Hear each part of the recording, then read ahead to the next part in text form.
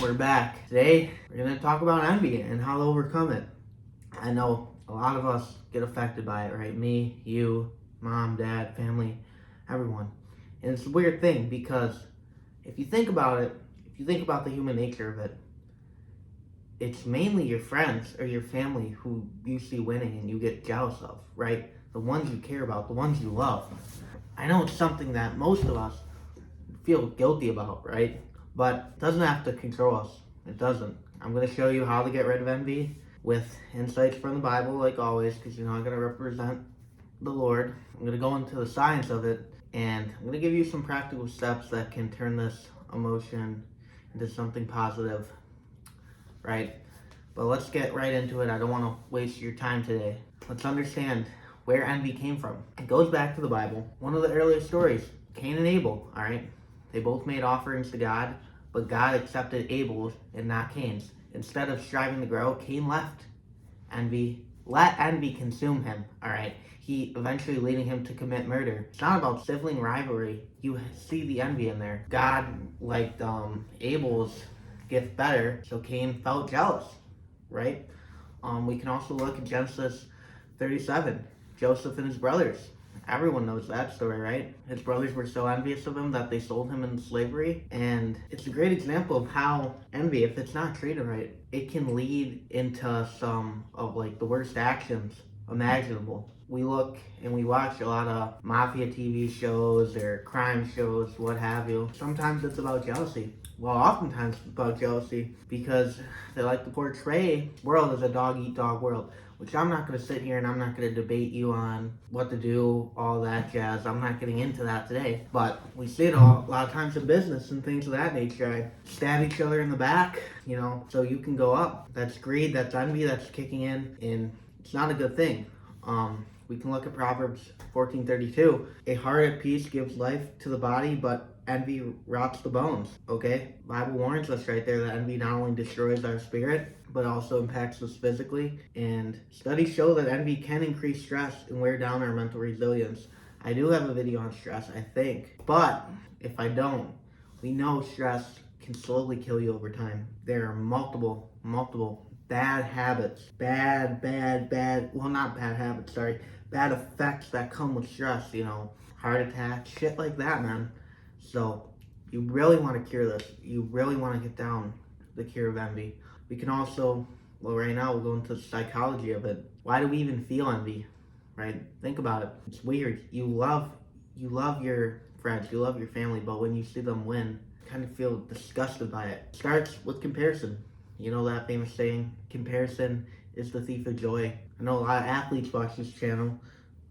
We're constantly measuring ourselves against others. You're always looking at your stats, which is not a bad thing. It's not a bad thing, right? You always want to do better, but you might ball out. You might have you might be playing hockey. You might have a 60-point year and a 40-point in 40 games, but someone might have like 72. So even though you hit your numbers, you did incredible. You have 60 points in 40 games. If someone has 72, you're going to be jealous. You're going to be like, oh, what the hell, right? And it sucks, man, because you could be balling. And I see a lot of kids nowadays go into this, right? Us youngins, I'm young, I'm 20, I'm getting older by the day, my knees crack all the time, but us young people, you don't want to work that 9 to 5 anymore. You don't want to do that because you look on TikTok, you look on Instagram, you look on any social media platform, you see boys balling out there, Lambos, Ferraris, drop top Royce, anything like that. You're fucking jealous, right? Everyone is. You kind of have a right to be. It kind of makes you sick to your stomach. Like, I'm 20 years old, yet this kid younger than me has more than me. What the hell? And that might even turn you against God. Now that I'm thinking about it, you might sit down, you might pray to God. God, why does he have this? Why did you give him this? Why not me? Why not me? You hate me. It's gonna cripple your relationship with God, right? We naturally evaluate ourselves, comparing ourselves with others, especially in competitive environments like sports and like life. I assume if you're watching this channel, you're not a little soy boy. You have high test, you eat your clean fruits, you eat your veggies, you're a growing boy, you're like Popeye, you got muscles, right? So we're all gonna have that high test. And test, we know, is like the male's body's fuel, right? Bro science, right? it fuels your body. So we're all going to be competitive. We're all going to want that girl. We're all going to want that money. We're all going to want that dream, whatever you have, want to go pro, right? And I'm not saying it's wrong, right? It can drive us to improve, It often crosses us in the line into envy. Look at that. One time in the Olympics, that there was a stabbing literally because someone wanted to win so bad. Studies show that envy is more likely when we see others succeeding in areas we value. So, say for example, my boy, what's something I don't care about? Maybe he's an electrician, he puts up 100 lights in a day. I'm not going to envy that. I don't care. I'm not an electrician, right? But if me and him play sports together and he gets the starting spot and I don't, even though we're equal, it's kind of weird cross line because some people know and understand that they're not as good, but me, if I think I'm on the same tier as him and he gets the starting spot, I'm gonna be fucking jealous, man, right? Or even in the locker room, people might like him more. I'm gonna get jealous on this. That's where the problem is, that envy, that doesn't motivate you. Maybe if he gets on the first line, it's gonna motivate you, but you're the favorite in the locker room. What's that gonna motivate you to do? Get funnier? You're gonna not focus on your sport, right? You're gonna try and be a weird people pleaser, right? It's breeding resentment right there, frustration, and hopelessness too, But good thing is, I'm gonna teach you where envy comes from and help us start changing it in the science way, in the brain. Science, here we go. Envy actually triggers a pain response in the brain. I bet you didn't know that. Especially in a part called the anterior cingulate cortex. Also, there's gonna be some German words coming up because I did my research on that. I don't know how to say them, so I'm gonna butcher them. I'm just a stupid little hick. Don't mind me. But that part of the brain, it deals with both physical and emotional pain, right? That's why envy can feel like you have that gut, that pit in your stomach. You know what I'm talking about. It's literally pain from your brain, in your brain. Envy also, it activates the brain's reward system, releasing a bit of dopamine. You might think dopamine's always good, but obviously, the more you advance in self-improvement and social or in physical science and shit like that, we understand that dopamine releases isn't that good for you. You want the natural one. Well, that is natural, but you want ones that are hard to achieve, right? I don't know, lifting weights, winning in a sport, something like that. You don't want the quick ones like the TikTok, the jerking off, shit like that. But here, in this case of dopamine, it fuels anticipation and frustration. You want something someone else has, but because you don't have it, the dopamine surge makes you feel restless and dissatisfied. Kind of like jerking off in a way, that post-nut clarity. You feel dissatisfied. This is why envy is so uncomfortable. It's your brain pushing you towards something you can't control. And it gets even worse. When we're consumed by envy, our brain's prefrontal cortex, which helps us with reasoning and self-control, starts evaluating the other person's success and comparing it to our own. If we feel incapable of achieving what they have, that's when envy turns to destructive behaviors, right? So, he gets $1 million and I don't think I can have $1 million.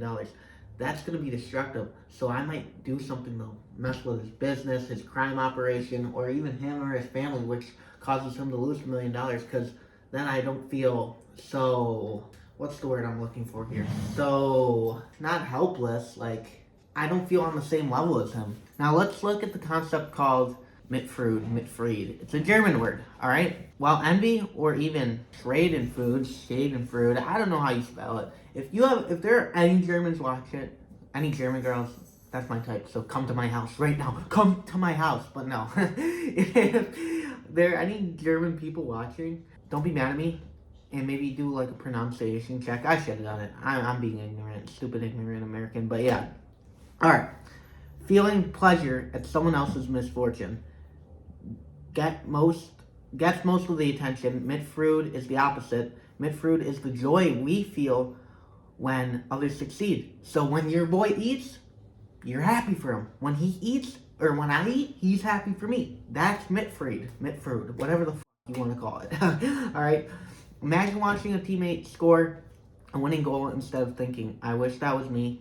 Mitfruit lets you think, I'm so glad they succeeded. I'm so glad we won that game, right? The Bible, it captures it perfectly in Romans 12:15, where it says, rejoice with those who rejoice.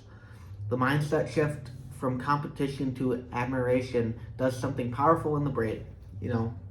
Studies show that we feel Mitfruit, our brain releases oxytocin and serotonin, chemicals that boost our sense of connection and contentment. It's like the envy antidote. Kind of, in a weird way, you go to the gym, your brain's releasing serotonin. This is kind of the same thing here.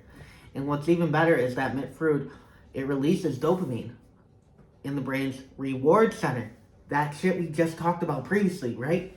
The shit where you get dopamine releases for doing something hard, work, lifting weights, winning, scoring, same dopamine, it releases that. It's the same dopamine we get from personal achievements, which shows that celebrating others doesn't detract from our own success. It can actually make us feel good. All right, so how do we get rid of envy to Mitfruit, whatever the it's called? We need to, number one, reframe envy as admiration, like we just talked about. When you notice envy creeping in, pause and reflect and reframe it, all right? Instead of thinking, why them, try asking, what can I learn from them, right? All these athletes, they study each other, right? Because they want to be the best, okay? We can use that same logic in our life. If someone's getting more opportunities, this, that, the other thing, study them, learn, see what they're doing differently from you, and implement that into your daily life. When you use them as a source of inspiration, our mindset moves from scarcity to abundance. I like to think scarcity, focusing on the lack of what you don't have. Look at Adam and Eve. Eve ate the apple because she didn't focus on the abundance. She had the whole garden, she focused on the lack. And that moves me into my second topic, the abundance. Be grateful, have gratitude, all right? I was going through some shit a while back, and I forgot where I read it, but people are literally praying to be in your shoes. Yes, your shoes right now. Like, think about it. People in India who don't have jobs or what have you, whatever's going around the world, they would pray for what I have, right? Middle class family, loving family, house, girl, all that, right? Same with you guys. There are people who are praying to want to have what you're in your shoes. Yeah, be grateful, have gratitude in your life, all right? The Bible often speaks of gratitude as a remedy for envy.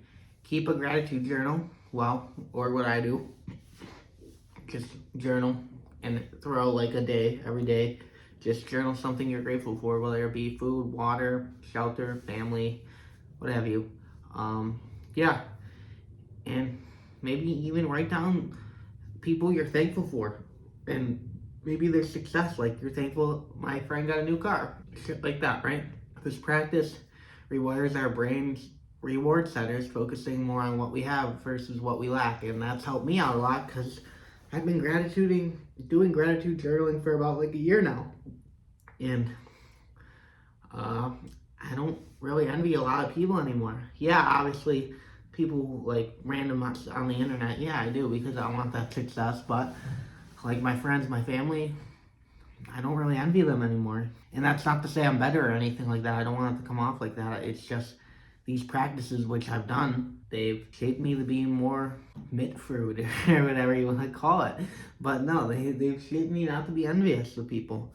But celebrate team success. Make it a habit to celebrate with your teammates. Not just the wins, but your teammates' wins. If they get a goal, don't give them a hug. Give them a hug, obviously, but after the game, say how good they played, shit like that. Throw some compliments around. If a teammate does something great, be genuinely happy for them, and they give them a genuine compliment, man.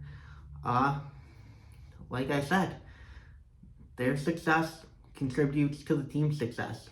Like over time, this practice will replace envy with a sense of shared purpose and connection. Goes for teams, like sports, workplace, friends, family, what have you. Just celebrate everyone's success, man. Number 4, pray for a humble and grateful heart. Ask God for humility, man, to rejoice in others' success. The biggest teaching in the Bible is love others, man. Gotta love your neighbor. And that's something I struggle with. Sometimes I just walk around with random hate in my heart. Like, you all know, like a guy in the gym or something, and you're like, oh, I don't like the way he looks, fuck him. But you shouldn't really be doing that, and that's something I gotta work on. But that's off topic. Ask God. Hey, God, I feel a lot of envy, hate, jealousy, greed, lust in my heart. Please transform my heart. Please hit me with conviction whenever I feel this, and please allow me to become more Christ-like. Let me grow in the Spirit. Oftentimes we grow, or we pray for physical things, like we want that Lambo, we want that mansion, we want that Rari, anything like that. You gotta pray to grow in the Spirit. Pray for your spirit to grow, and everything else will come. By seeking the love of others and find joy in their win, we align ourselves with Jesus and his teachings, right? And when we become more Christ-like, things start to happen better. Like, you'll achieve all your things. Our hearts grow stronger, we'll become more resilient, and I found that being obedient allows us to get the things we want, because like when I'm on fire, like when I'm not listening to rap, when I'm not lusting, when I'm just following the Lord, hungry for the Lord, reading my Bible every day, stuff like that, not swearing, that's when I find the most success in my business, my work, YouTube, anything like that. All right. And then number 5, visualize your unique path. All right. Everyone goes on a different journey.